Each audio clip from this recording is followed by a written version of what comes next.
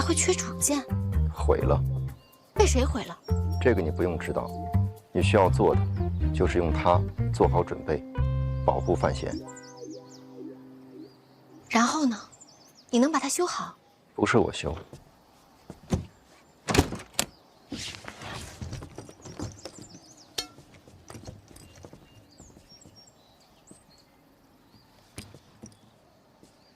保护范闲是个秘密。我不说。包括我哥吗？是的。为什么选我？在这个世界上，对你来说最重要的是什么？当然是我哥。这就是理由。哎，就这么走了？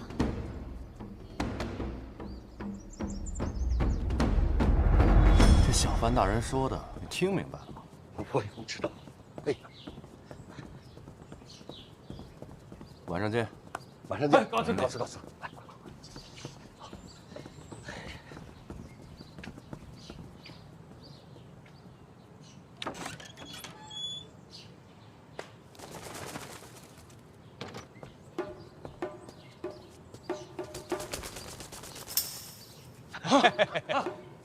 哎，一会儿晚上见啊！回见，回见，回见。嘿，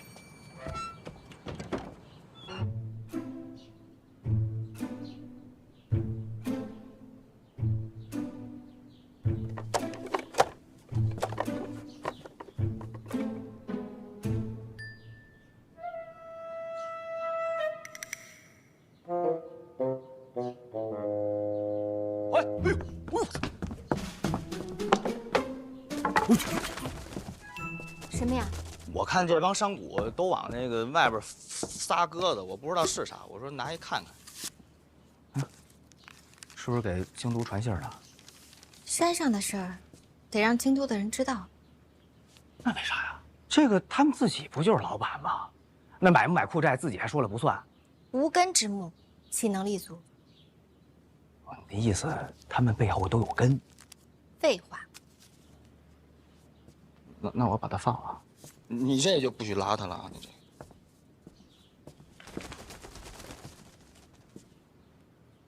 范司者，你还真行啊，还能上台说话。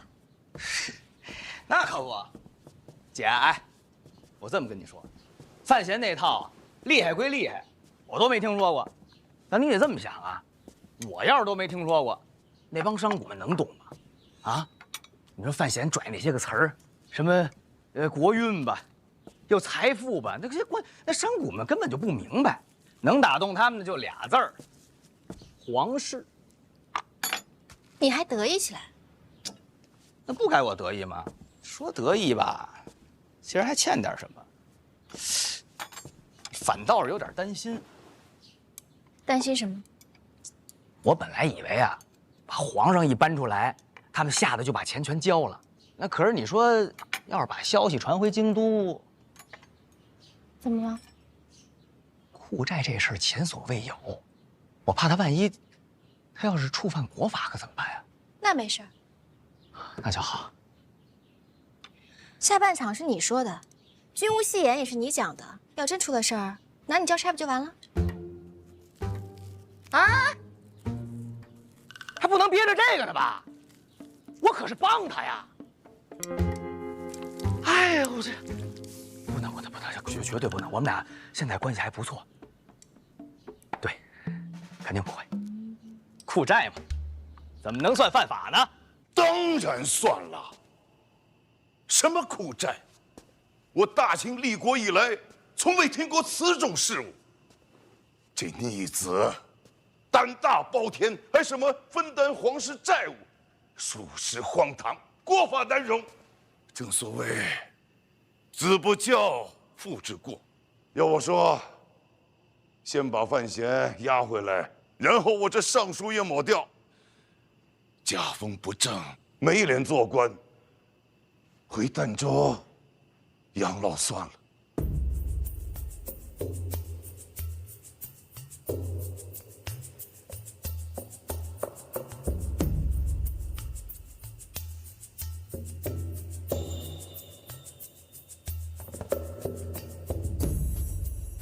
沈院长，别睡了。你在发火，喊我做什么呀？库债这事儿，你总得有个看法。我看不了。瞎了。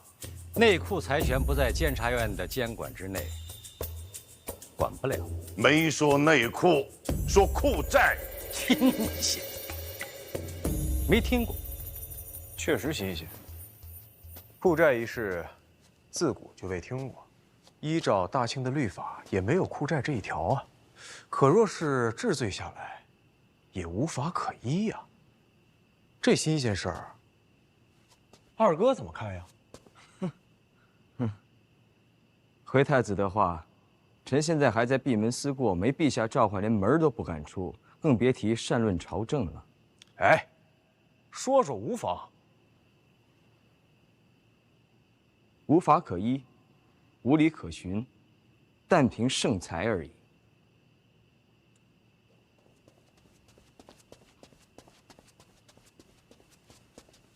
诸位都到了，请随我来。哎，陛下在哪儿啊？不知道，不知道，那你带我们去哪儿？后花园。深更半夜后宫花园，做什么？班花。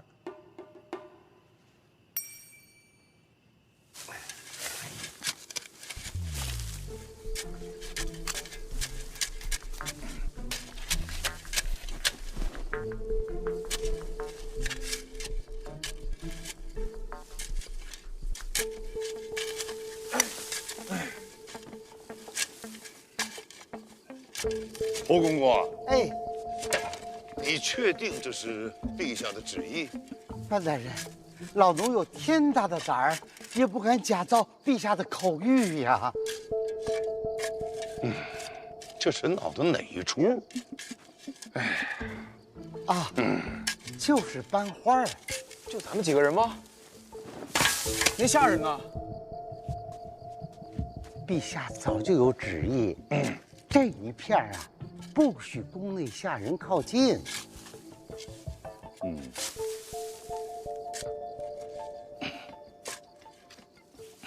哎，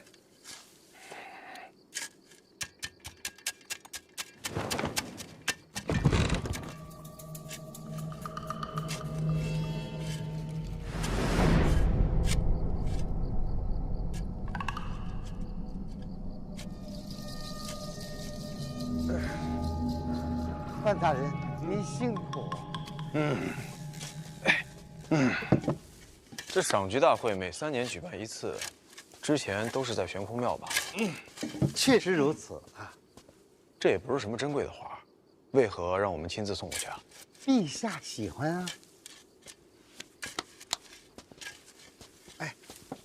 陛下是想告诉我们，这赏菊大会啊，他很重视。那为何要在此时告诉我们这些呢？我记得往年的赏菊大会不是这个时候啊。改期了，啊？改到何时？就在近日。改的什么日子，还要再等等。等什么？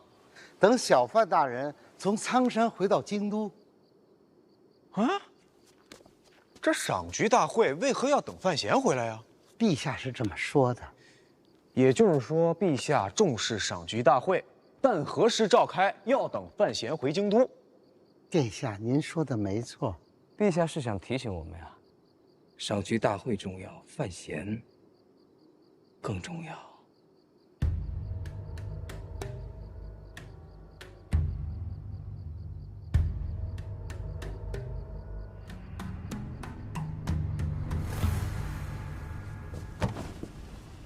会不会留在京都没有带出来？我亲手拿下马车放进房间的，这么大个箱子，怎么可能说没就没呢？箱子里是什么？神庙里的东西。神庙里带出来的，神兵利器吗？如果佩奇确实是绝世神兵，缺东西，主体没了，其他东西一样都没有少，唯独少了一个箱子，那说明对方至少知道它是什么。知道这东西的人可不多。谁？大爷，那儿有人。好身手，我都没察觉。走啊，收好板儿。是。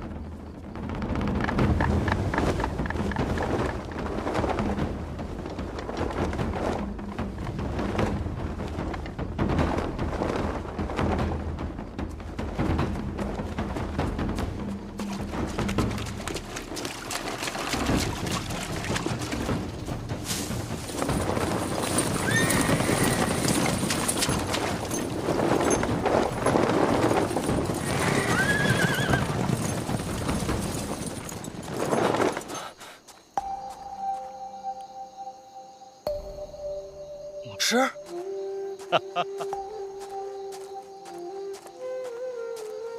呦，哎呦，京统领，哎，你们不是回营了吗？黑旗军令守在苍山，保护提司。影子，王启年挺警觉啊。闹了半天全是检察院的，你们跟这儿团建呢？何谓团建？我们家新词儿多，你习惯一下就好了。哎，老师啊，您怎么来苍山了？不是你在这儿吗？小范大人，你是不是丢东西了？你在我门口偷听。我觉得是武大人。什么意思？他一直暗中跟着你，就是想跟武大人交个手。小范大人，你得了武大人的亲传，我们两个交手也是未尝不可呀。别动啊，动我就毒死你。那没事了是吧？啊，应该是没事了。走，就当我们不存在。那你也当我不存在。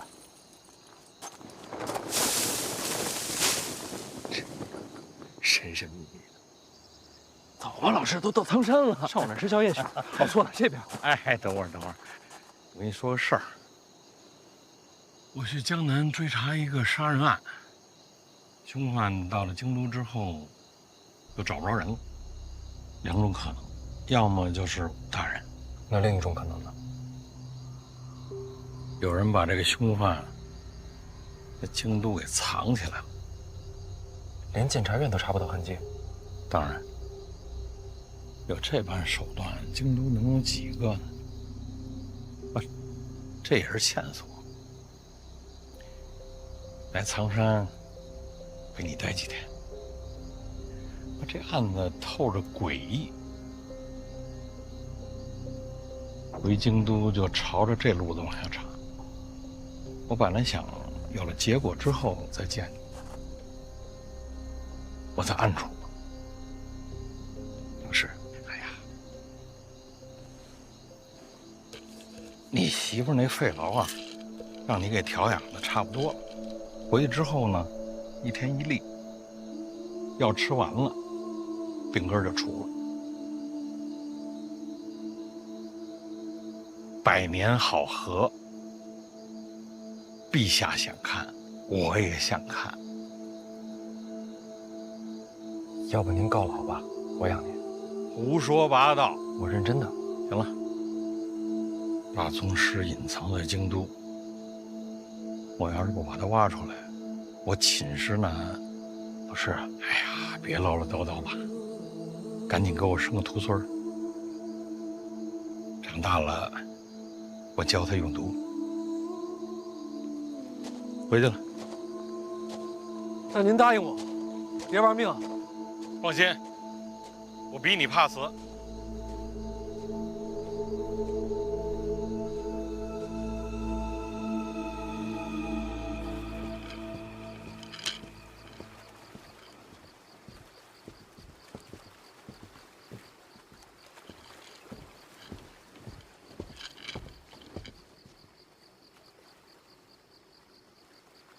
五竹鼠，箱子是你拿了？跟我来。你一直坐在这儿就没人发现你？也是。你是谁呀？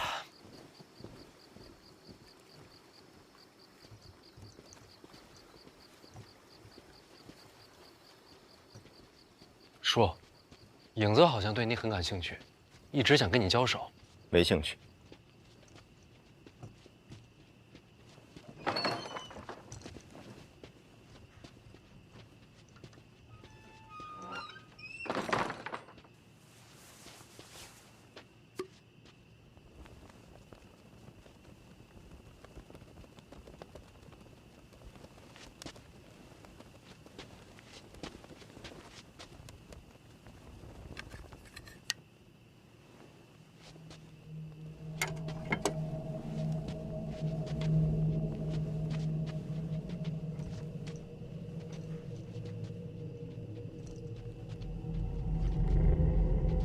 叔，你到底在找什么？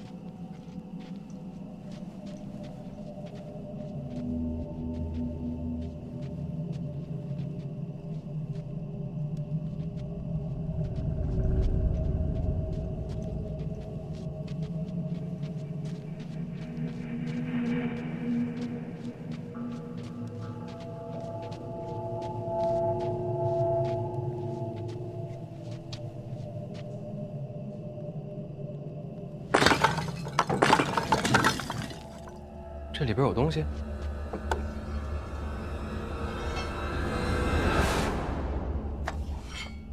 小姐当年苍山住过。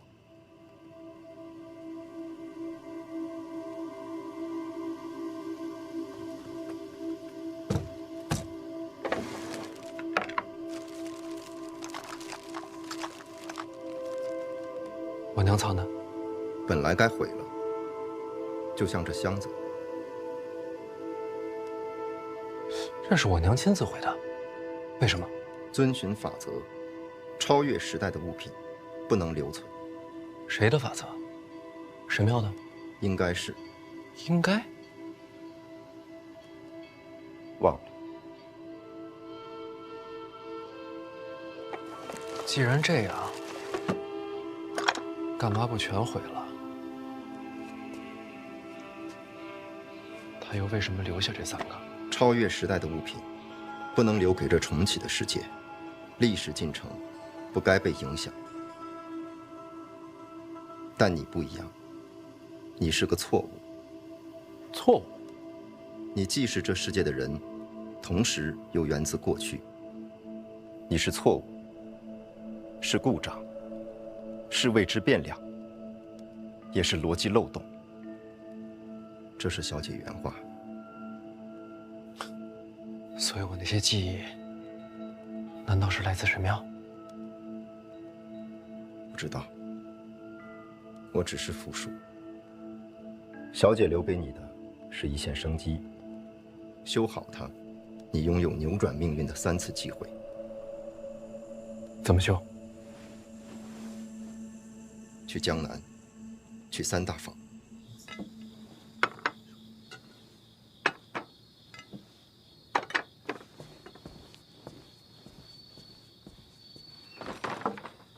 这3大坊就是内库的根基。这谁不知道？内部前生根基就是3大坊。往年那些新奇货物，都是从江南出来的。我问你们，3大坊如今在谁手里啊？当然是江南的名家呀。名家向来以长公主马首是瞻，他们真能把3大坊交出去？名家即便是富甲江南，也不能抗旨吧？抗旨是肯定不会。交什么？怎么交？这都是讲究。你我都是做买卖的，这还不明白吗？这么来说，范闲接管内库，前景不明啊。没错，咱们可千万不能让他给骗了。这万一买了什么库债，他将来拿什么还呢？所言极是，绝对不买。那咱们睡一觉就走。谁买谁是王八。对，谁买谁王八。王八，来，这都是超越时代的产物。3大坊里到底有什么？连这都能修？要你亲自去看才能知道。江南总是要去的，我娘的产业，我得替她拿回来。当初为什么不把这2个放一起啊？直接装这箱子里不行吗？小姐把这留给你，却又不想你真的修好它。为什么？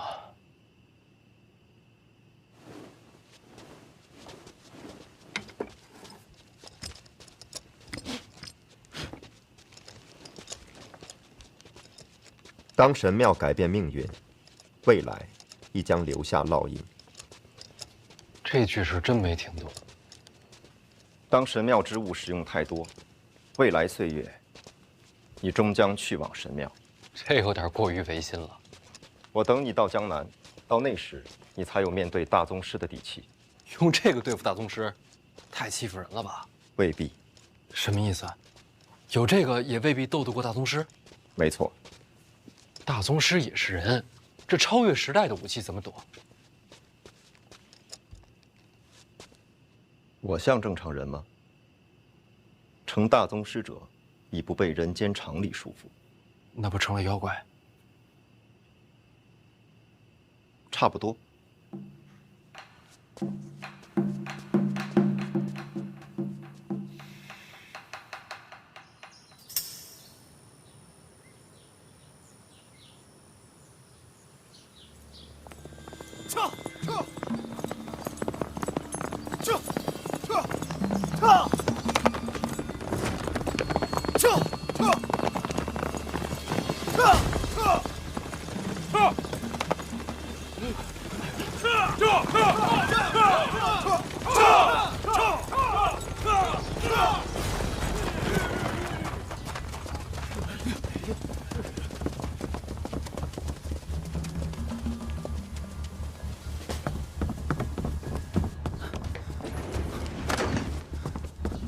宫内传出消息，陛下要范闲回京都供奉赏菊大会。负债的事，陛下没提。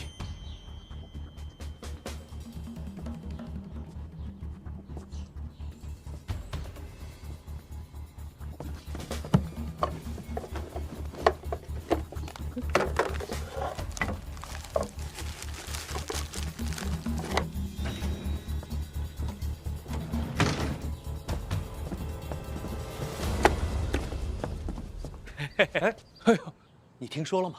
赏菊大会的事。赏菊大会无关政事，邓范闲应该也是看中他的文采。对对对，没错。诗词歌赋、雕虫小技而已嘛，他终归担不起内库的大任呐。对，您这是？我得去个茅房。我呀，早上起来得遛个弯儿。哎，请便，请便，回见。哦，对，这。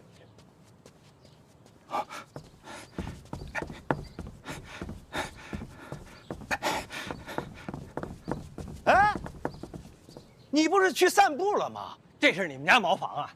哎，我也佩服你，散步怎么散到这儿来了？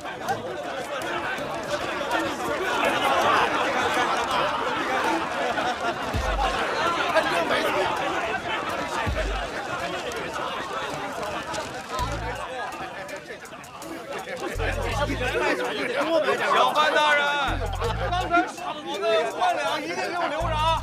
我现在就回去取钱啊，今日就能返回来。哎，你怎么也在这儿啊？你昨天怎么说的？这王八这个？哎，这王八，他买到库债了。告辞，告辞。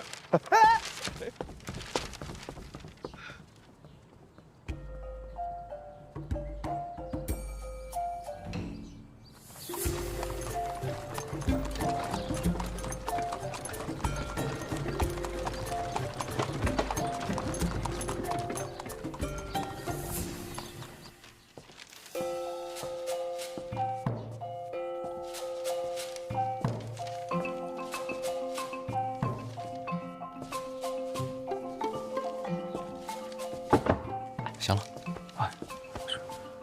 擦擦手。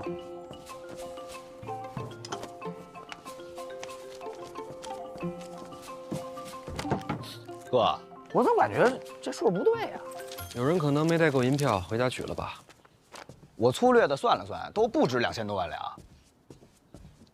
数量有限，又有溢价，这都能卖完，多亏了你。内库债权都分出去了，怎么还不高兴？说到底，他们选择买库债，还是因为陛下要我赏花。陛下荣恩，前景无量，选择债务共担，这样一来，可以说，以后你便是他们的靠山。是，也算是一种投资嘛。只是，他们没有人能真正明白，库债究竟意味着什么。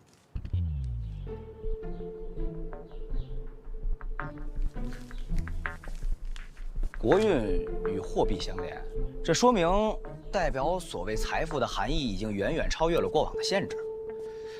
哥，这几天我一直在琢磨你说的话，你说这庆国和财富之间，是不是不光是国运这么简单啊？好像还有别的联系。啊，这些商贾们因为陛下器重你，所以选择相信库债，相信内库的前景。所以，其实他们看重的不光是你，看重的是皇上，看重的是皇室的信用，是庆国的信用。没错，金银数量终究有限，而庆国的信用才是货币的基础。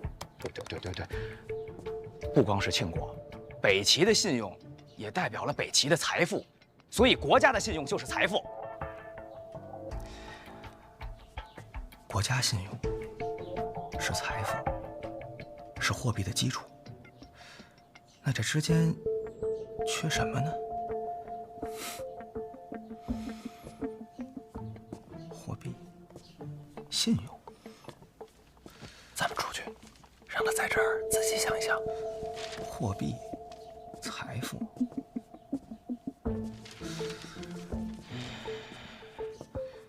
信用、财富。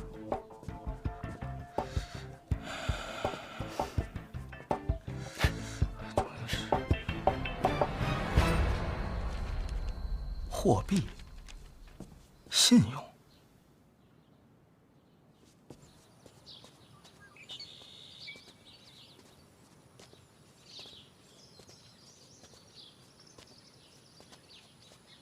思哲这是怎么了？看到了新的世界。这小子啊，在商贾之术上还真是个天才。你俩都是。不一样，我有另外的技艺。在某种程度上算是作弊。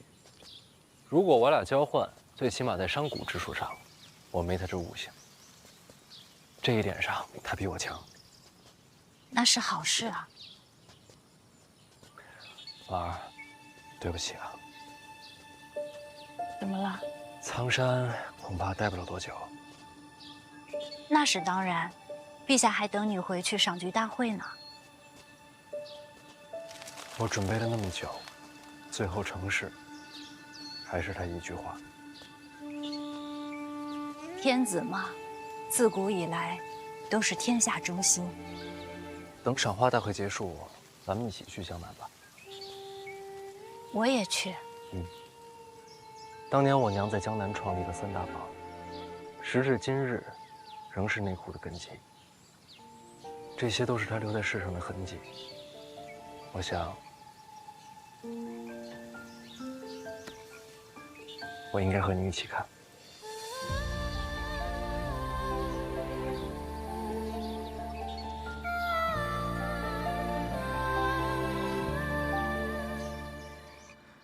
那国家信用连结着货币，那平衡这两者，得需要一个铺子呀。但我从来没见过这种铺子。那这种铺子该叫什么呢？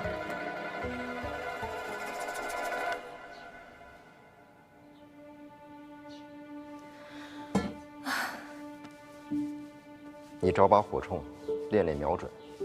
你手稳，是好苗子。保护范闲是个秘密。你要我保护我哥，去抵挡一个大宗师？不是抵挡，是杀了他。杀一个大宗师，也或许是杀我。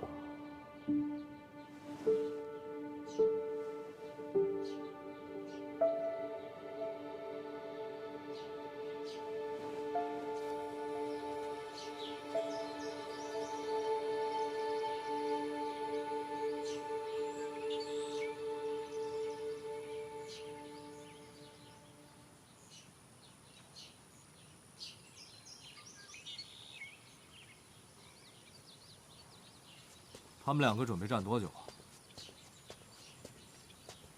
你要敢打扰他们，小心我给你下毒。哎，你说，武大人今日会出现吗？他出现不出现，切什么磋呀？你不是他对手。胜负不重要，你也是练武之人，怎会不懂？我不是练武之人。那你是什么？我是他的老师。那你把他当徒弟，还是当儿子？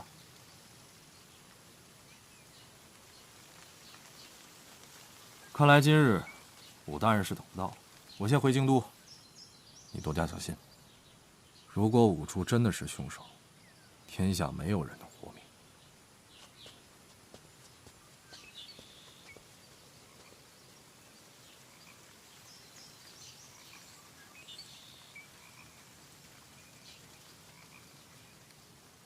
徒弟还是儿子，不都一样吗？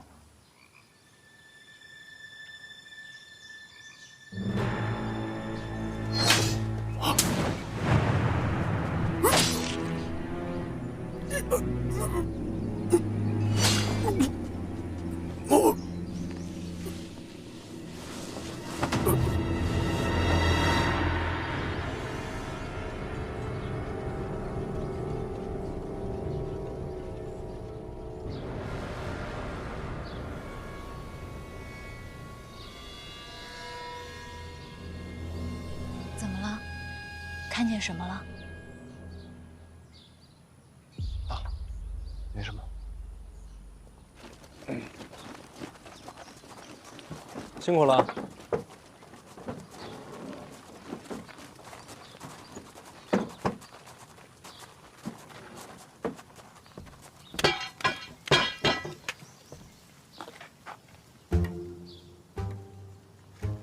这是什么呀？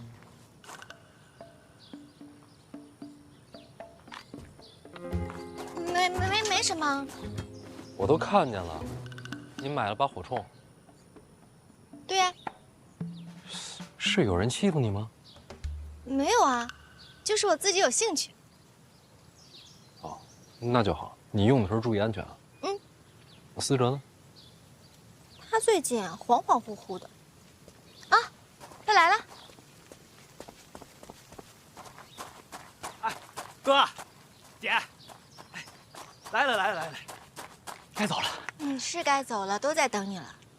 不是姐，我那意思，我该去北齐了。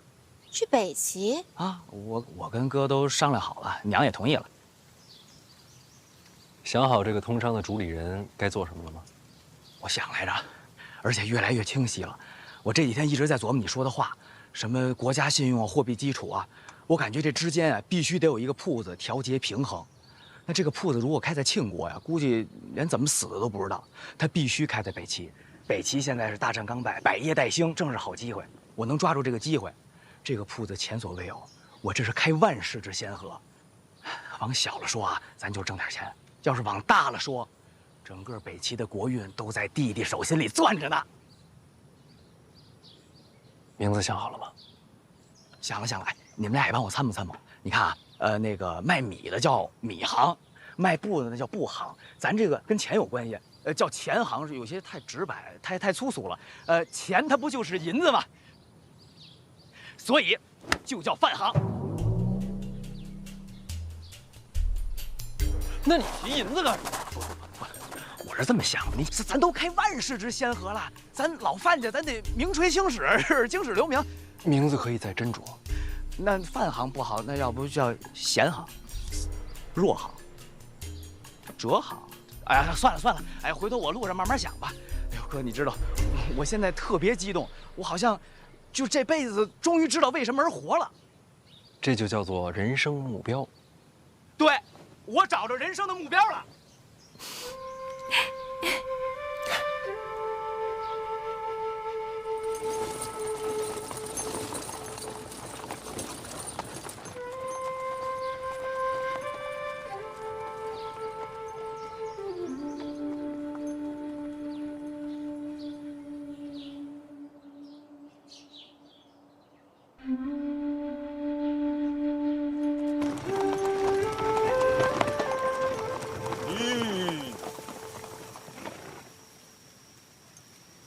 大人，是禁卫。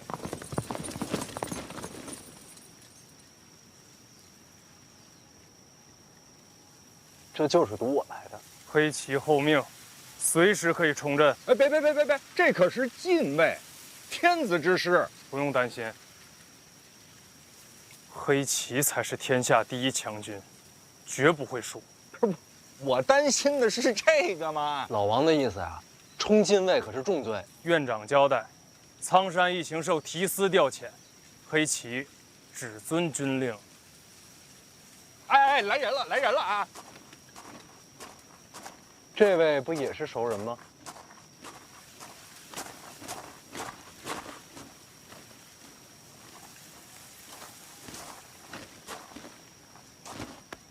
小范大人，好久不见。公统领值守大内，今儿怎么出城了？陛下有旨，出宫办差。那我祝公统领一路顺风。怎么着？要不我们给你让一下？陛下旨意，还请小范大人同行。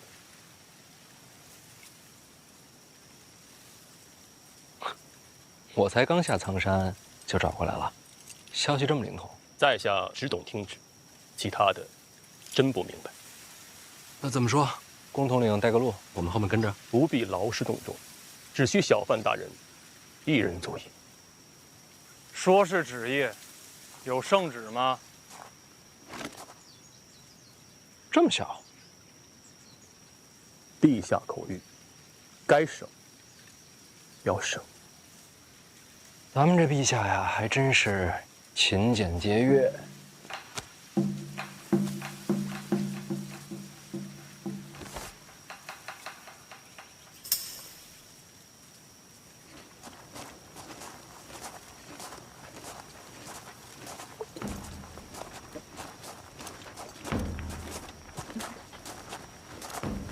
小范大人，请。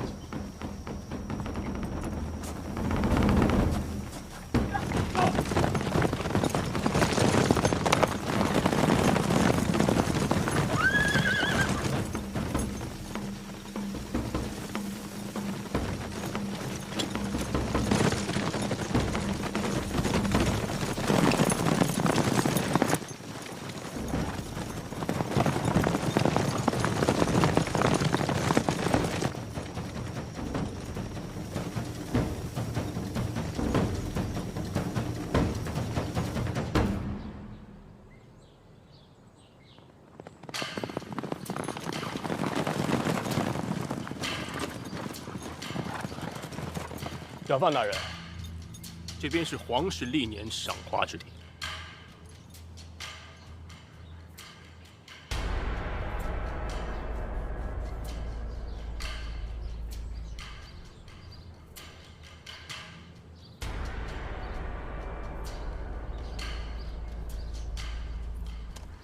建于山崖，悬空而立，这便是传说中的悬空庙。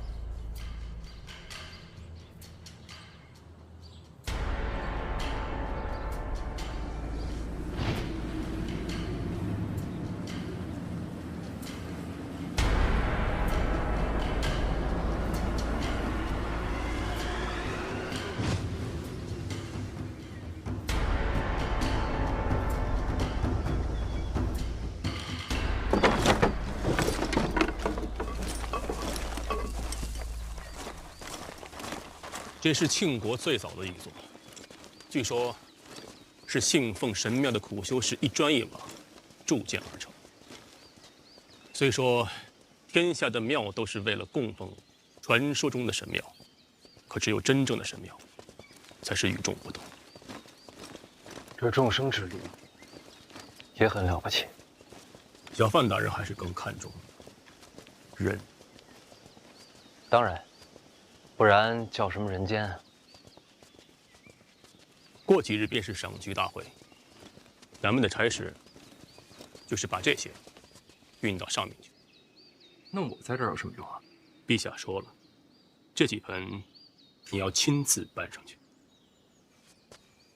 这几盆有什么特别吗？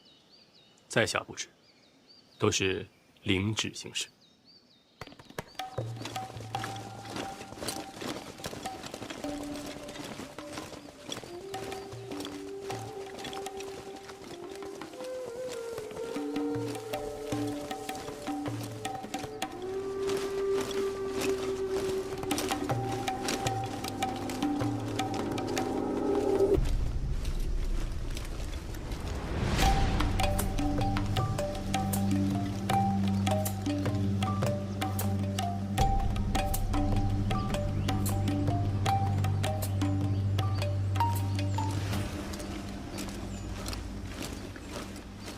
每3年一次，已成了惯例。要是有人图谋不轨，这就是机会。